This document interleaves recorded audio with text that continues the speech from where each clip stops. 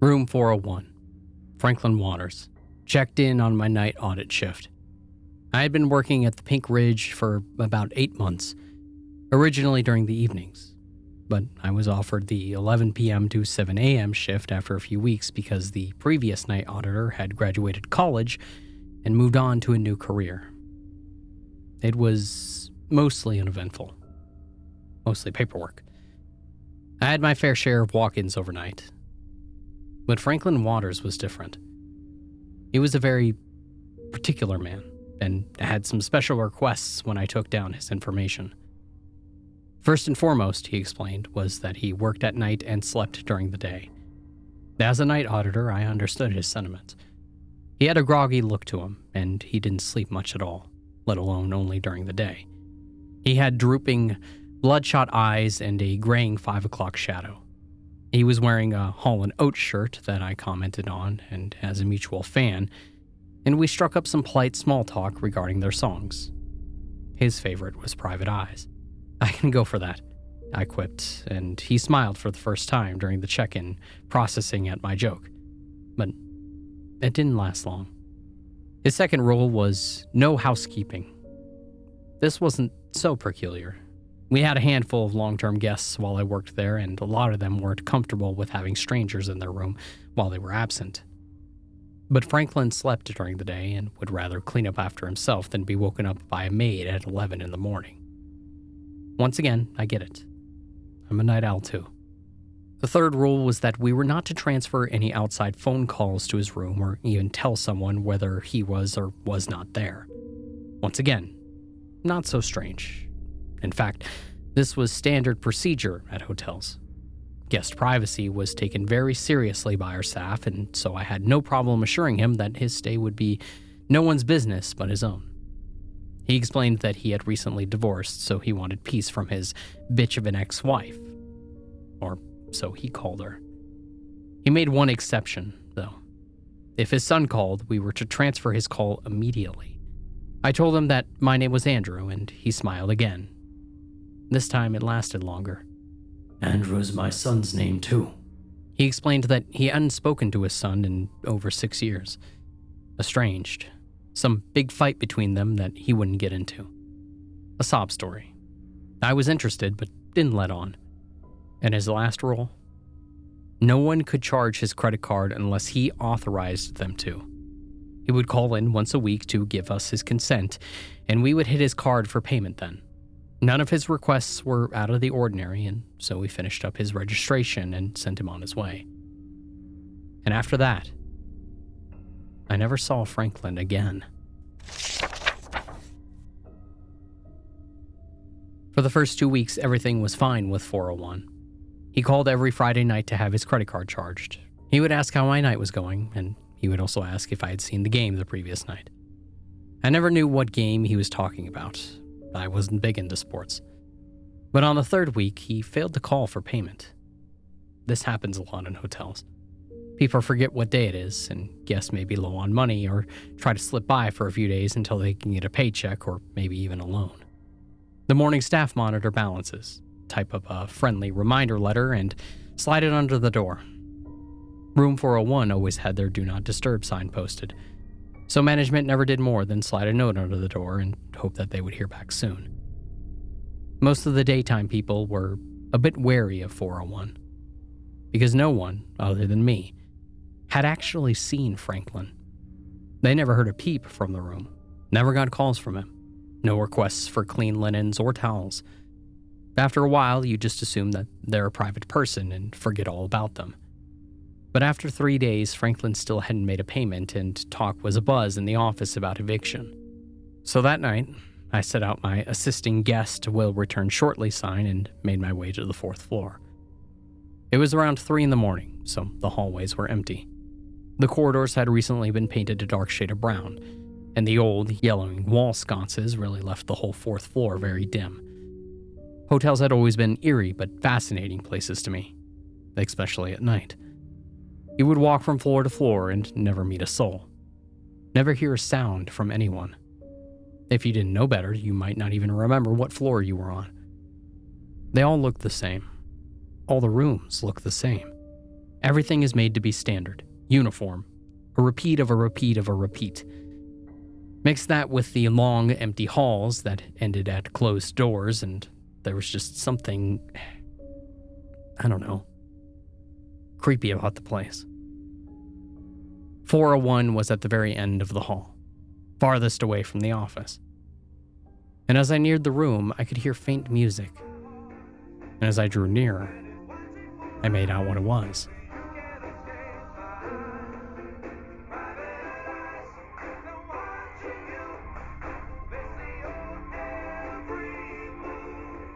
It was coming from 401, and I paused at the door. I always felt awkward knocking on people's doors. The idea of people living their own lives suddenly interrupted by a bang at the door. The Do Not Disturb sign was still on the handle. But I knocked anyway. And nothing. And so I knocked again, waiting 30 seconds, and knocked again, waiting a minute. But there was no answer. But the music kept playing. And so, I sighed and I walked back down to the office for the night. I hated being ignored, especially when I knew someone was in the room. I grabbed the sheet that had all of the room's extension numbers on it and called 401.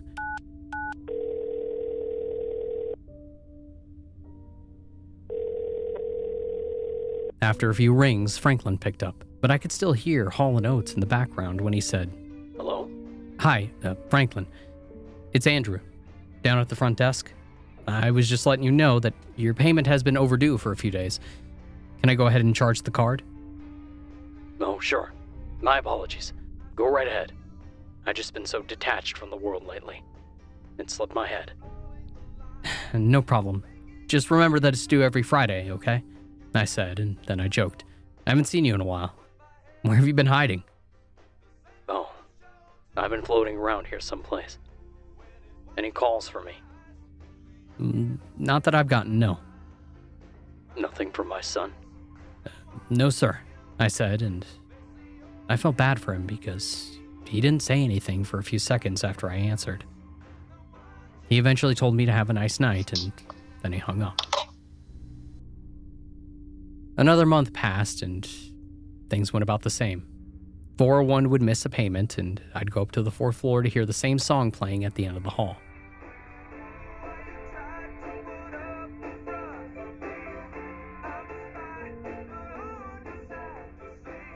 I would knock, and no answer.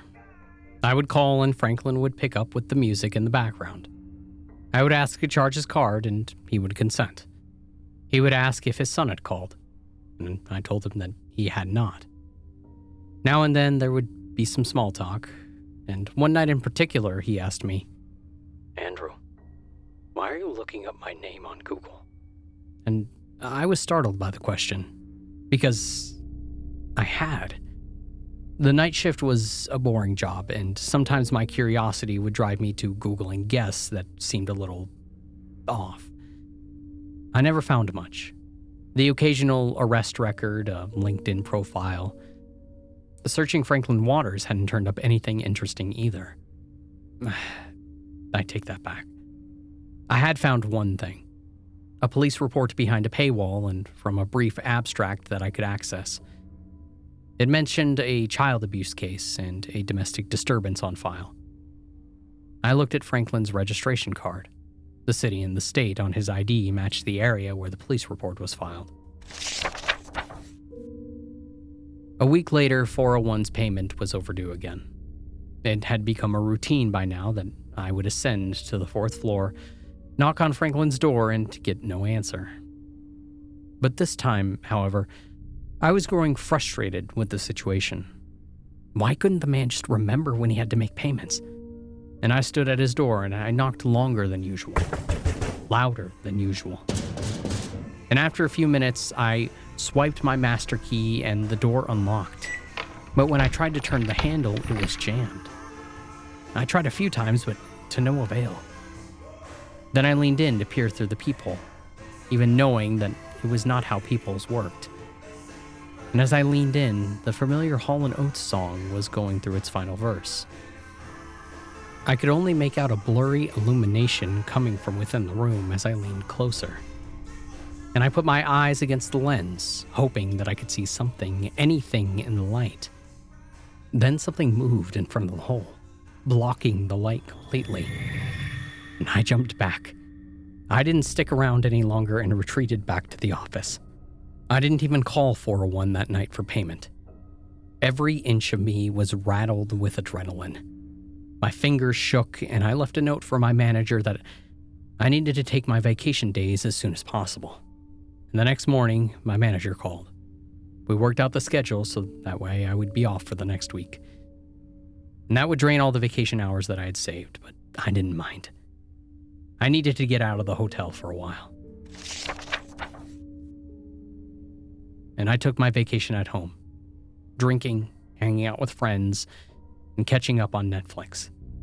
My nerves were starting to unwind, and I felt like I would be ready to face the hotel again after my much-needed rest. But on the fourth day, my manager called. Hello? He talked very softly as he asked how my vacation was going, asked if I had gone anywhere special. I could tell by the tone of his voice, nonetheless, that my time off was not what he was interested in. Well, my manager said, Andrew, the reason I'm calling is about 401. Uh-huh. What about him? Did he miss another payment? I asked. You just have to call him sometimes at night. He sleeps during the day. No, well, you see, his credit card expired yesterday, so we slipped a letter under the door to contact us as soon as he could. But we didn't hear anything from him, so we went up to see if he was in there and couldn't get in. And eventually maintenance had to cut the lock. He was hiding in there? I asked, chuckling to myself as I grabbed a Capri Sun from the refrigerator. No. He was dead. And I closed the fridge door slowly, staring out the back patio door. Dead? Yeah, well, we're thinking that he took his own life right now. We called the police out and the coroner came. We actually really need you to come down here. When was the last time that you talked to Mr. Waters? Right before I went on vacation. Well, I didn't talk to him, but I went to his room and I heard him playing music.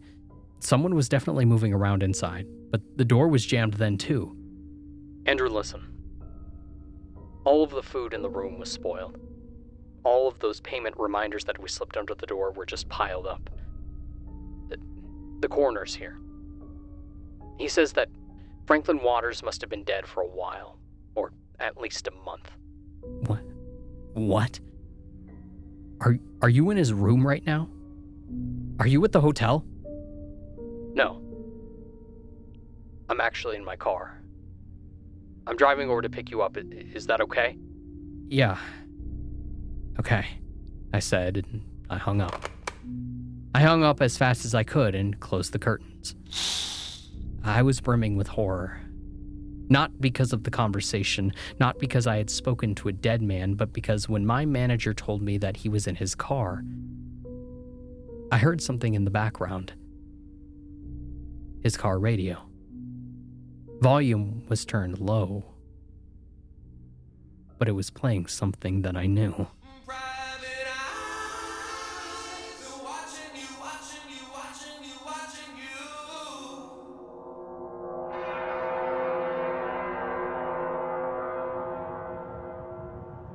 It was Tasha's turn to drive. Her hands gripped the wheel too hard, as if she was trying to pressure herself out of drowsiness. She tied her brown curls into a ponytail, but it had come loose, and her hair was falling into her eyes. We had been rolling down the I-15 for hours. The sky had gone from deep blue to black. "I'm telling you, we missed it," I said, and she shook her head. "I didn't see an exit back there." And I bit back a reply. I was almost positive that we had missed our destination hotel miles back. But my friend was adamant. Both of us were close to nodding off, and it was starting to look like we'd have to sleep in the car. I checked my phone. Yep, nearing 1 a.m. And then I rubbed my eyes. Was that the telltale glow of a motel sign drawing closer to us outside the window? "Stop," I said, tapping her on the arm. "Look over there." And she slowed the car. It was indeed a neon yellow sign, spelling out Happyfun Hotel in black letters. I didn't give it another thought. "Come on, let's get a room there." Tasha looked like she was about to argue, but I spoke up before she could say anything. "It's either this or the highway, and it's still your turn to drive." And she sucked in her cheeks. "Fine."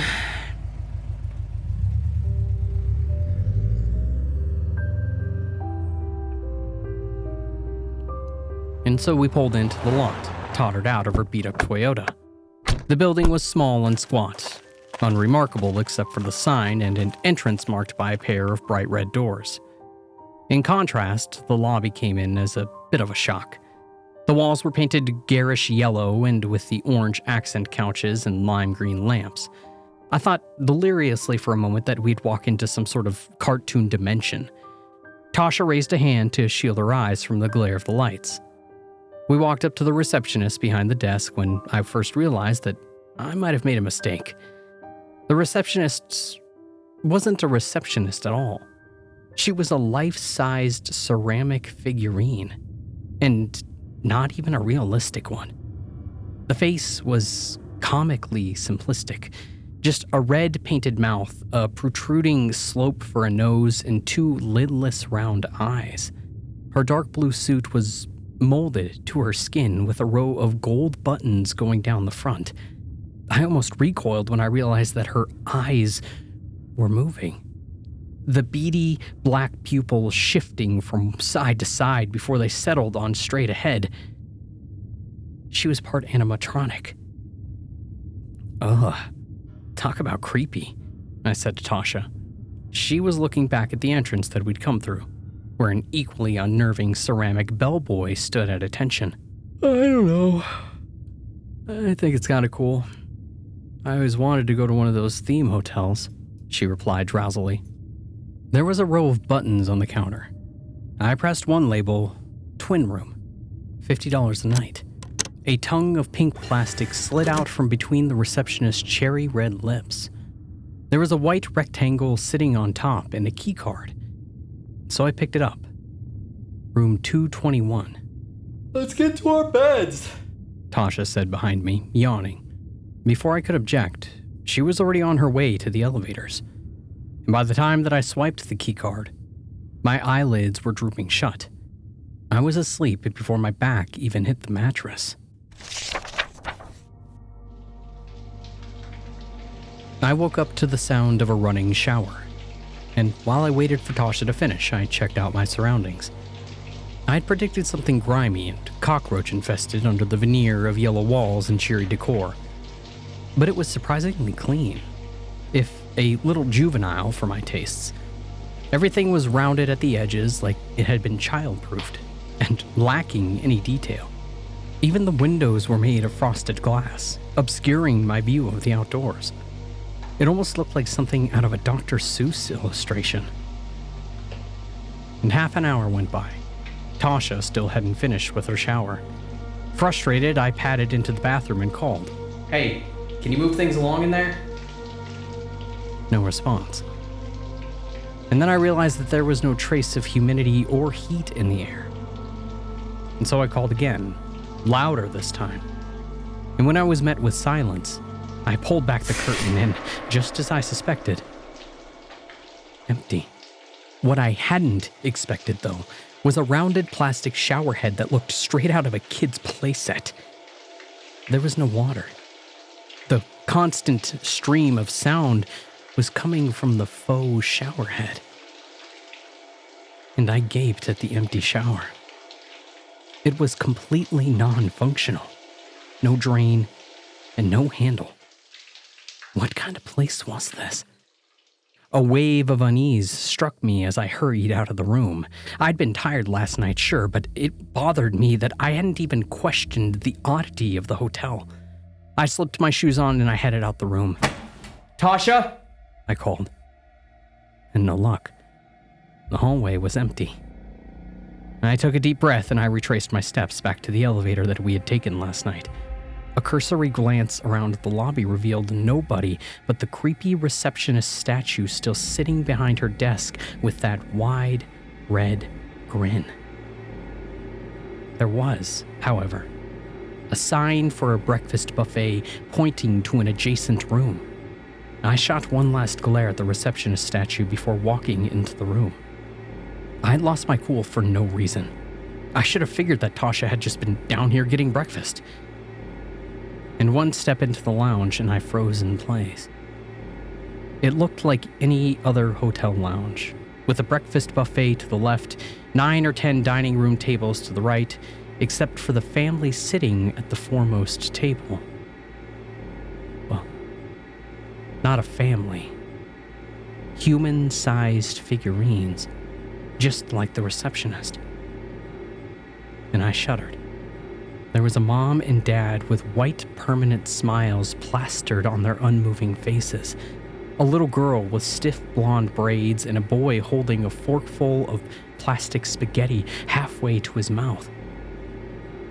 They were so simple, yet something about those perfectly round eyes made the hair on the back of my neck stand up.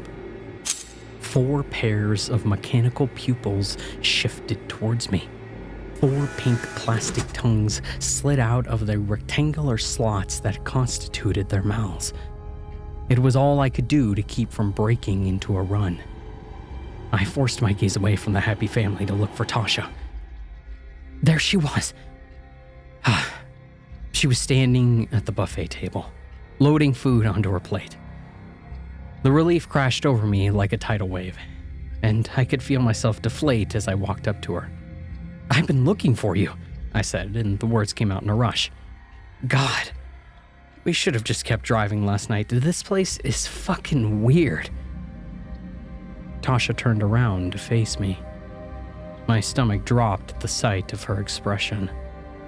Her eyes were glazed over and her mouth hung open, like she was dazed from a sudden impact. And with a sickening lurch, I realized how odd she looked. Her skin had taken on this shiny, almost hard-looking sheen. And her hair. Was I hallucinating? Or could I no longer make out individual strands? It looked more like one solid mass. Tasha? Are you okay? And she blinked at me.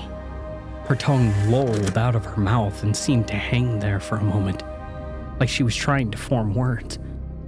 And then I thought I saw a flicker of comprehension in her eyes, but the moment passed, and it was gone. And I backed out of the lounge. The double doors were only feet away, guarded by the ceramic bellboy. I ran to them and pushed hard, and when they stayed shut, I kicked with all my strength. They didn't budge. And then I tried the windows next, and then the doors. And no matter how much I pushed and pulled and yelled, there was zero give. And the whole time, Tasha wandered around behind me, silent and useless. A heavy object. I need something heavy. The bellboy. With much effort, I lined up with the doors and toppled him with a hard shove. And he fell sideways into the door, and his right arm shattered on impact, breaking into 1,000 ceramic pieces that scattered over the floor. And I stared at the gaping hole of his shoulder socket, at the thin trickle of blood that ran out the hole and began to pool onto the ground. I'm recording this now on my laptop that I brought with me. Even as I record, it's losing its shape. I'm typing this now on my laptop that I brought with me. Even as I write, it's losing its shape. The edges are rounding, the silver surface is turning Barbie doll pink, and the keys are inflating, puffing out into round buttons. And the lettering's already gone. It's getting harder to write, too. It's like I'm forcing every movement out of my hands. I'm not sure for how much longer this signal is going to last. And so while I can, this is my warning to you. If you see a sign that says Happyfun Hotel, don't stop. Don't slow down. Just keep driving.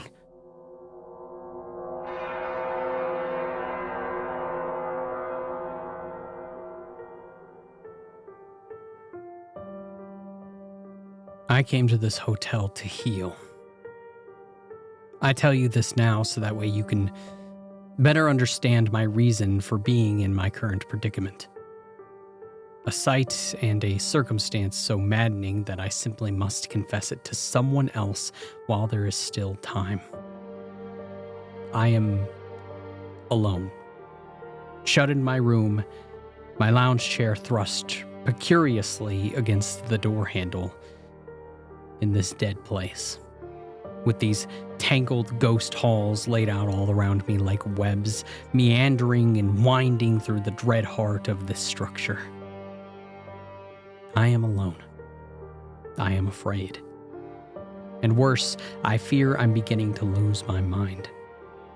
If nothing else, this message, recorded as quickly as I can think, will serve as a warning, a final heed, a last wish.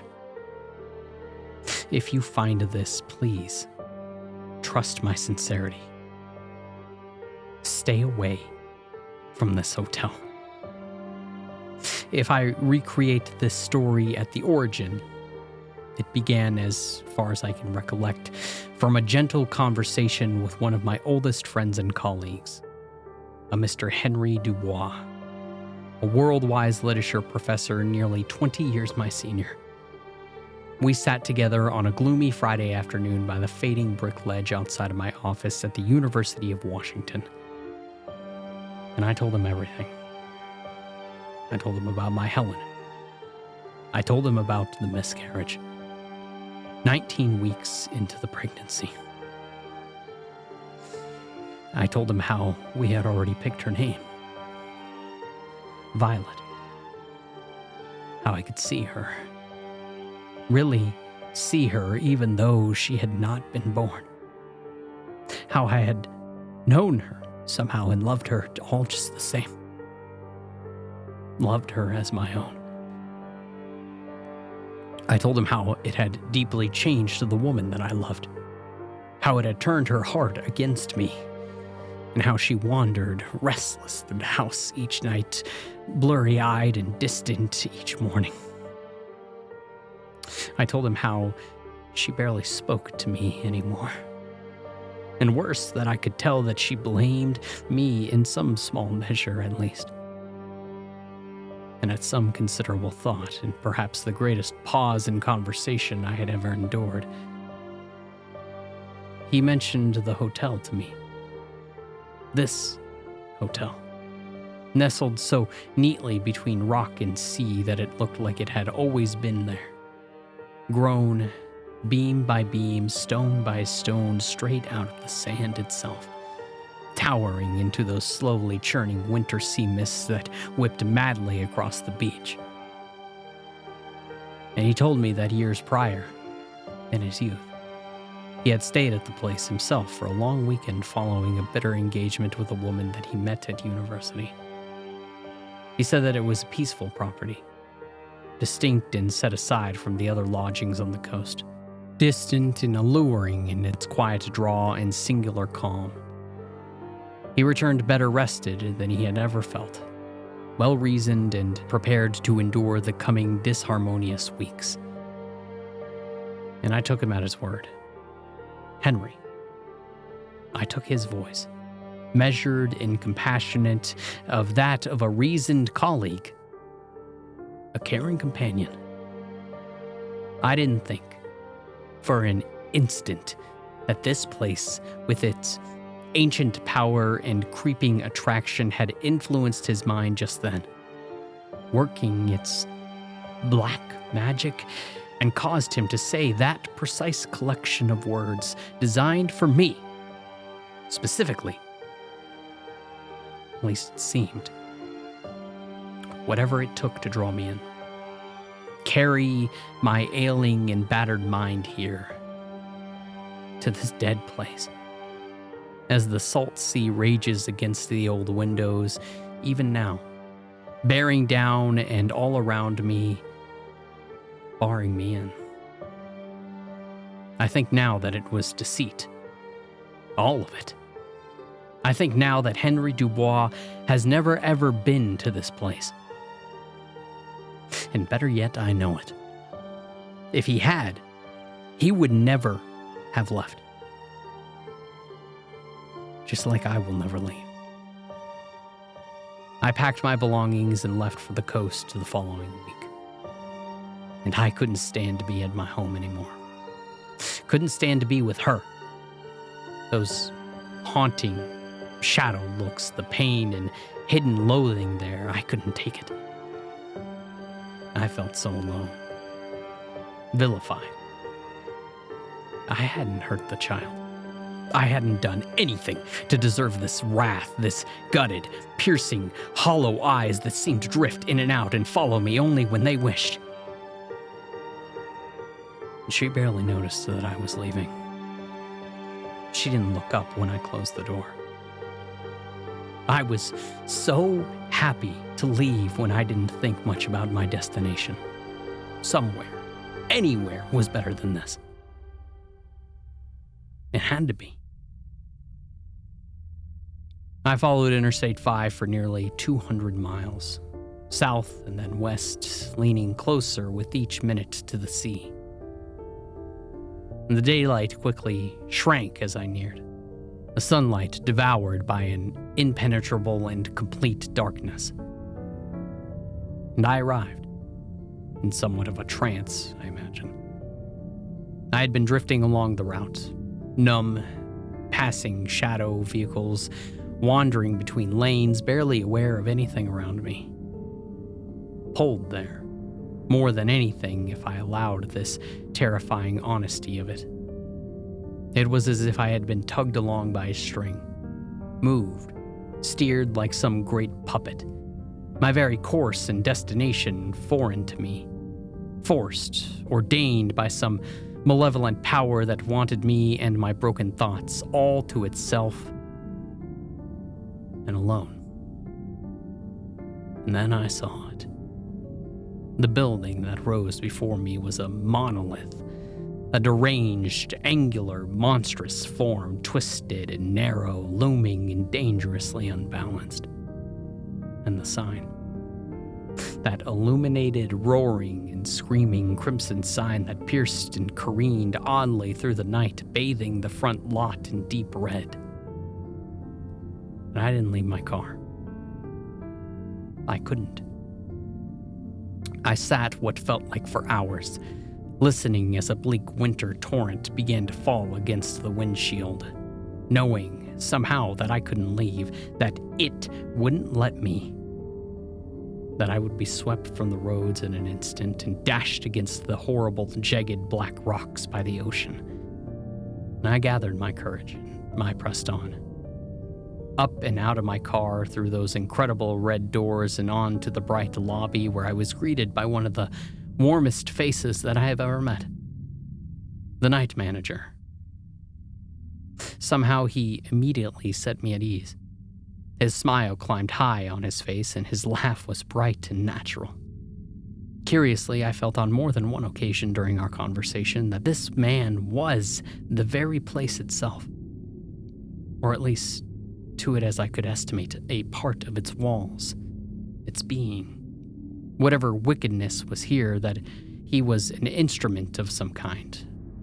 One final deceit urging me forward and up to my room. And still, I shook the thoughts from my mind. They were ridiculous. I had come all this way, separated myself from home and woman that I loved, and risked my health and safety to make this perilous journey. I couldn't go home. Not yet. I couldn't face her, not without some rest, some peace, a chance to gather my thoughts and remind myself that it was not my fault, that sometimes bad things happen to good people, that it wasn't meant to be, that somehow we would be okay, we would repair our broken marriage and find a way to pass this impossible tragedy. And so I collected my room key, smiled too hard, and felt my feet carry me to the stairs and down the corridor. Warmth and lights were everywhere. Two bright, cheery, glowing orbs welcoming me and forcing me on. I replaced my damp layers and seated myself on the desk by the window. And I found myself there for some time, staring into the stirring, ceaseless abyss of water that seemed to seep deep into the ink sky in its nightmare squall. Somehow all alone. And I thought of Helen. Of my lovely Violet, sketching her beautiful, tiny face with my mind where it could not be taken from me, where I could love her and keep her forever, safe and sound. I must have slept then, because I could still not properly configure what happened next. I heard her, my Violet, distant and low at first, but increasing in volume and vigor, calling to me, cooing and crying just outside of my room. I was stunned, but forced myself up and towards the noise. I do not know how I understood that it was my daughter. I do not know if this foul place invaded my mind and created the sound itself from my thoughts that I imagined just for her. I guess I'll never know, but in that moment, as the sea drowned in the sky, I heard her. My unborn child, who came to me only in my dreams, who fit perfectly into the crook of my arms and beamed at me with such exuberant love and hope that it ripped my heart in two. And I heaved the door open and I stared into the corridor and nothing. The lights had dimmed and flickered with the howls of the wind against the old walls. And I called out once, Is anyone there? Hoping for a response, something from the night manager downstairs, a neighboring infant in an adjacent room to set my mind at ease. Nothing. Worse, it felt like my call was silent, squelched into nothing by those meandering, silent halls and strange fixtures that seemed to shift just out of sight. And I shut the door quickly and I barred it with the nearby lounge chair. My mind was playing tricks on me, of course. Daft delusions brought on by a weary trip and the spirited winter downpour. Still, I couldn't shake that sound. That cry. Violet. As certain as I could be just beyond the threshold, calling to me, her father, begging me for help and needing me. Shaking, I made tea at the small bar and seated myself on the bed. I was exhausted. Weeks of guilt and pain from Helen, the pervasive loneliness of the hotel room apart from her, from everything. Yes, that was it. Nothing more, nothing supernatural. Then I heard it again, coming closer, only this time her cry was more urgent, blood-curdling, terror screams. I thrust my cup aside and ran to the door, kicking the chair away and pressing myself through the entry and into the hallway, and the door slammed behind me. And I swear to you, it closed by itself, and that cry, that shrill, lurking, horrible squeal changed too. It became something else. Something worse. A low, rumbling, growling laugh that bounding happily between the hallway that seemed then to stretch into infinity. And I turned to run. but my door was gone, replaced with a plain, smooth wall. The jeering, snarling laughter came again, cutting through the rotten air and knifing into my mind.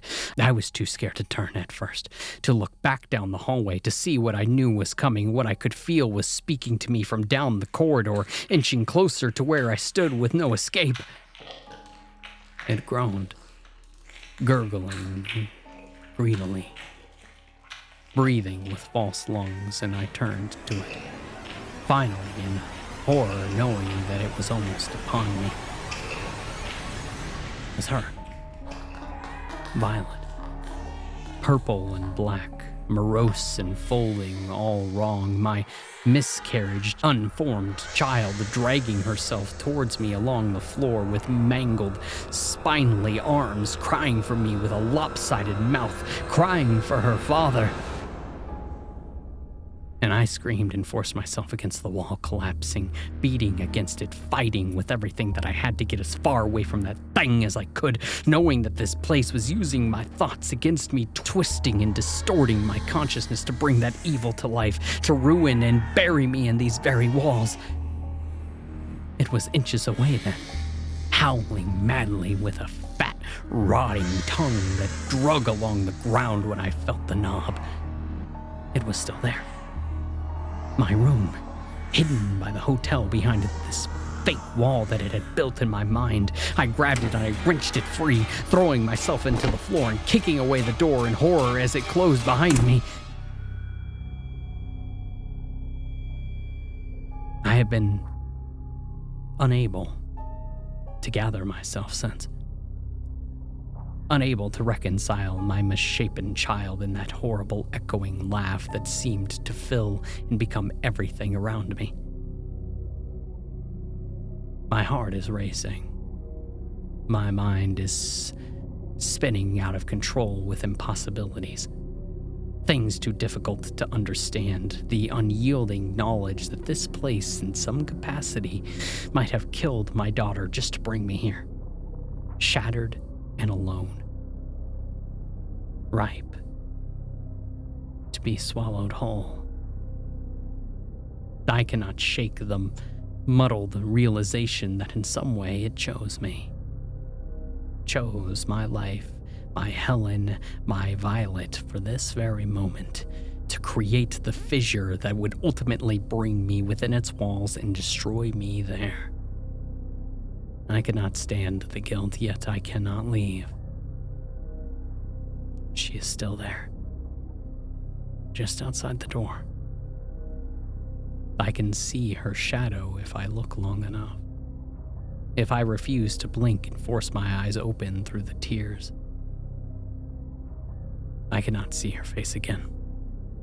My failure, my pain in those long, treacherous hallways that bend and shift out of sight. There is only one way out. One. The window. The night. The sand. The storm. My own end. I could not go on anymore. Not with this. Not alone. Not knowing that if I was stronger, maybe she would still be alive. Maybe we could still be happy. I cannot let it kill me. I fear I will live on, as my daughter does. Some distorted thing used to haunt and destroy others within these walls. I fear that she is here because I am here. If I can leave, maybe I can save her. Violet. She will not leave my mind. She was always there. She is just outside my room. She is waiting for me. I can hear her still. The night calls to me. To the sea.